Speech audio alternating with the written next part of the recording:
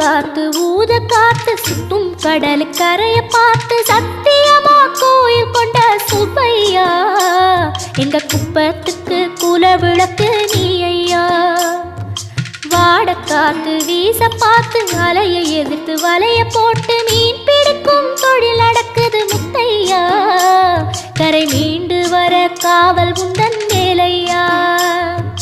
திருச்செந்தூர் ஆண்டவனே வேல் முருகா தினம் உனக்கு நன்றி சொல்வோம் மால் மருகா. திருவடியில் தவம் இருப்போம் திருமுருகா. தீர்ப்பெழுது நலமெனவே வடிவழகா.